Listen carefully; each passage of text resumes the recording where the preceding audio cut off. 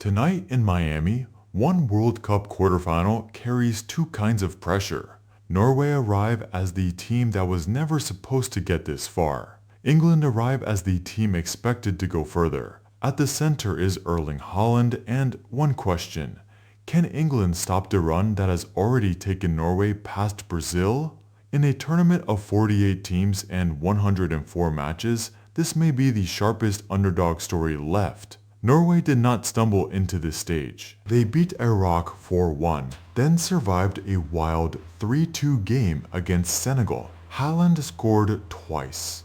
At that point, he had scored in 12 consecutive competitive appearances for Norway, turning every attack into an event. The group stage defeat to France looked heavy at 1-4, but Norway made 10 changes and Haaland began on the bench. Their first choice threat had not disappeared. It had been held back. Then the knockout pressure arrived. Against Côte d'Ivoire, Antonio Nusa struck in the 39th minute. When the game tightened, Haaland delivered in the 86th. It was his 5th goal of the tournament and his 60th for Norway. That 2-1 victory set up Brazil, the kind of opponent that normally ends an underdog story. Instead, Norway won 2-1 again. That result proved Norway could survive elite pressure without abandoning the direct football that brought them here. Beating Brazil in a World Cup knockout match has already changed the scale of this campaign. But reducing Norway to Haaland would be England's first mistake. Haaland is the destination, not the entire route. Nusa can stretch a defense and force a fullback to turn. Martin Odegaard can change the rhythm before the defense is organized. If England become obsessed with the penalty area, Norway may find space around it. If England step forward to close those creators, Haaland can attack the gap behind them. Norway do not need endless possession. They need one clean sequence and one hesitation. England's path carries a different weight. Their 3-2 win over Mexico put them here, but every England match is judged twice. First by the result, then by the performance. Thomas Tuchel has to balance control with aggression. Push too many players forward, and Norway's direct threat becomes dangerous. Protect the space too cautiously, and England could surrender initiative to a team playing with freedom.